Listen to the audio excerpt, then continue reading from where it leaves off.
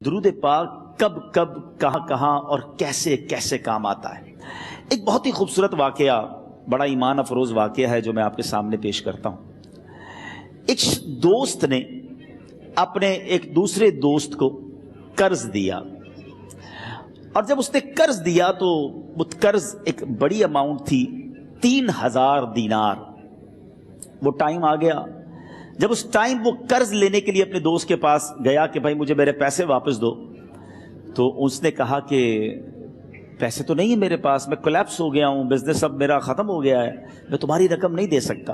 اس نے ایک اور ٹائم دے دیا اسے کہ ٹھیک ہے اب اتنے وقت دنوں کے بعد میں دے دوں گا۔ وہ ٹائم بھی گزر گیا، اور جب وہ ٹائم بھی گزر گیا تو اس کے بعد اس دوست نے کہا کہ اب تو پیسے دے دو بھائی، میرا ٹائم پورا ہو گیا ہے۔ پھر نہ دے سکا ٹائم۔ آخر کار معاملہ جو ہے وہ کورٹ میں چلا گیا، قاضی کے پاس چلا گیا۔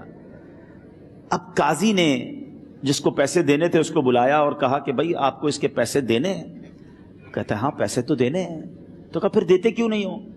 کہا پیسے ہیں ہی نہیں، کاروبار ہی ختم ہو گیا ہے، قرضہ تو لیا تھا، اب میرے پاس بچا ہی کچھ نہیں ہے۔ تو کہا اچھا اب یہ بتاؤ کہ کب دو گے، کیسے دو گے؟ اس نے کہا بس میرے پاس پیسے ہی نہیں ہیں۔ تو کہا اب تمہارے پاس 30 دن کا ٹائم ہے، 30 ڈیز میں یا تو اس کے پیسے لوٹا دو یا 30 دن کے بعد تمہیں قید کر دیا جائے گا۔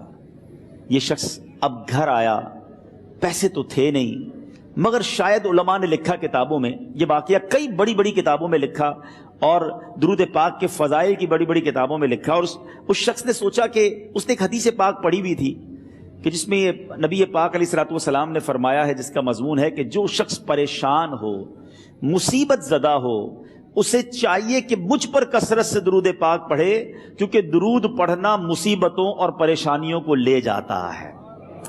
اب اس عاشق رسول نے سوچا اور تو کچھ ہے نہیں، اب میں درود پاک پڑھنا شروع کرتا ہوں۔ صبح سے لے کر شام تک وہ درود پاک پڑھنے لگ گیا۔ 27 دن گزر گئے، only 3 days left، 3 دن باقی تھے قاضی کے پاس جانے میں۔ 27 دن گزر گئے درود پڑھتے پڑھتے۔ جب 28ویں رات آئی تو آنکھیں تو بند ہوئیں، مگر خواب میں اسے ایک آواز آئی، گھبراؤ نہیں، تمہارا قرضہ ادا کر دیا جائے گا، تمہارا مسئلہ سالو ہو جائے گا۔ صبح اٹھتا ہے، درود پاک پڑھ رہا ہے، مگر کہتا ہے یہ آواز سے تو مسئلہ حل نہیں ہوگا، پیغام کیا ہے اسے سمجھ نہ آیا۔ 28واں دن گزر گیا، 29ویں رات آ گئی، مگر اب آنکھیں بند ہوئیں اور قسمت جاگ اٹھی۔ نبی پاک صاحب لولاک صلی اللہ تعالی علیہ وسلم خواب میں تشریف لائے، اور پیارے آقا صلی اللہ تعالی علیہ وسلم نے فرمایا گھبراؤ نہیں، علی بن عیسیٰ وزیر کے پاس جاؤ، وہ تمہارا قرضہ ادا کر دے گا۔ اب یہ عاشق رسول صبح اٹھا تو ویری فریش، حشاش بشاش کہ اب تو کام ہو گیا، نبی پاک نے خواب میں آ کر بشارت دی ہے۔ مگر پھر ذہن میں سوال آیا کہ علی بن عیسیٰ کے پاس جاؤں گا تو ثبوت کیا ہے، پروف کیا ہوگا؟ میں جا کر اس کو کہوں گا کہ میرا قرضہ دے دو تو ایسے تو قرضہ نہیں دے دینا، اور میں نے اس کو کہا کہ مجھے نبی پاک نے خواب میں کہا ہے، اور اس نے اگر مجھ سے کوئی نشانی مانگی تو میں نشانی کیا دوں گا؟ آخری دن تھا، 29واں دن تھا، وہ بھی درود پڑھتے پڑھتے گزر گیا۔ 30th نائٹ آ گئی، صبح وہ دن ہے جب عدالت میں جانا ہے۔ اب اس رات پھر نبی پاک علیہ الصلوۃ والسلام خواب میں تشریف لائے، اور آقا علیہ الصلوۃ والسلام نے فرمایا کہ علی بن عیسیٰ وزیر کے پاس جاؤ، وہ تمہارا قرض ادا کر دے گا۔ کہ حضور چلا تو جاؤں گا، لیکن اگر وزیر نے مجھ سے کوئی نشانی طلب کی تو میں کیا جواب دوں گا؟ پیارے آقا علیہ الصلوۃ والسلام نے کمال کا ارشاد فرمایا کہ علی بن عیسیٰ سے کہنا کہ تم روزانہ فجر کی نماز کے بعد 5000 بار درود پاک پڑھتے ہو، یہ راز فقط تم جانتے ہو اور تمہارا رب جانتا ہے۔ اب یہ جب صبح اٹھا تو ایک نشانی بھی مل چکی تھی۔ عدالت میں جانے سے پہلے وزیر کے دربار میں پہنچ گیا، اسے یہ ڈر تھا کہ آج پیسے نہ لوٹائے تو سزا ہو سکتی ہے۔ جب وزیر کے دربار میں پہنچا تو وزیر اپنے مشیروں کے ساتھ بیٹھا تھا۔ کہا مجھے آپ سے بات کرنی ہے۔ کہا بتاؤ کیا بات کرنی ہے؟ کہا میں ایک پیغام لایا ہوں آپ کے لیے۔ اچھا کس کا پیغام لائے ہو؟ کہا میں نبی پاک جناب محمد مصطفیٰ صلی اللہ تعالی علیہ وسلم کا پیغام لایا ہوں۔ وہ عاشق رسول وزیر تھا، کہتا بتاؤ میرے آقا نے کیا پیغام دیا ہے؟ کہا حضور میں 3000 دینار کا مقروض ہوں، آج آخری دن ہے اور میرے آقا نے مجھے بشارت دی ہے کہ آپ سے کہوں کہ آپ میرا قرض ادا کر دیجئے۔ علی بن عیسیٰ کہتا ہے کوئی ثبوت ہے آپ کے پاس؟ ہے کوئی دلیل بھی ہے آپ کے پاس؟ میں کیسے مان لوں کہ آپ کو نبی پاک علیہ الصلوۃ والسلام نے بھیجا ہے؟ عاشق رسول کہتا ہے خالی ہاتھ نہیں آیا، میرے آقا نے مجھے دلیل بھی عطا فرمائی ہے، مجھے ایک ایویڈنس بھی دیا ہے، اور پروف یہ ہے حضور کہ آپ روزانہ صبح فجر کی نماز کے بعد نبی پاک صلی اللہ تعالی علیہ وسلم کی بارگاہ میں درود و سلام کا نذرانہ پیش کرتے ہیں۔ جب تک 5000 کا عدد پورا نہیں ہوتا آپ اس وقت تک کسی اور سے بات نہیں کرتے، اور اے وزیر صاحب یہ راز صرف آپ کو پتا ہے اور آپ کا رب جانتا ہے۔ اللہ اکبر! وہ وزیر تو جس کو کہے نا جھوم اٹھا، ایسا عاشق رسول وزیر تھا جو روزانہ صبح 5000 درود پڑھتا ہو، اس کی تو عید ہو گئی نا۔ وہ کہتا ہے مرحبا یا رسول اللہ، میرے آقا نے میرے درود قبول کر لیے، اس سے بڑھ کر میرے لیے سعادت کیا ہوگی۔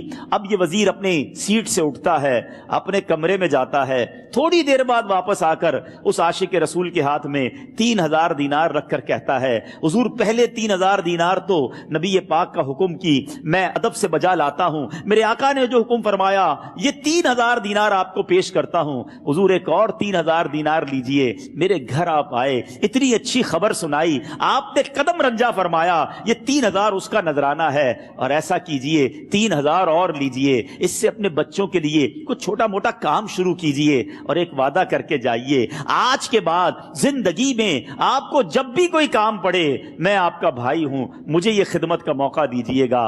اللہ اکبر! وہ مقروض جو ایک رات پہلے 3000 دینار کا مقروض تھا، ہو سکتا ہے اس کے بیک آف مائنڈ یہ بھی چل رہا ہو کہ اب شاید کل میں نے جیل میں جا کر عدالت میں جا کر گرفتاری دے کر جیل میں جانا ہے، مگر اب 9000 دینار ہاتھ میں ہیں۔ عاشق رسول جھومتا ہوا نبی پاک کی یاد میں گھومتا ہوا اب عدالت میں پہنچا۔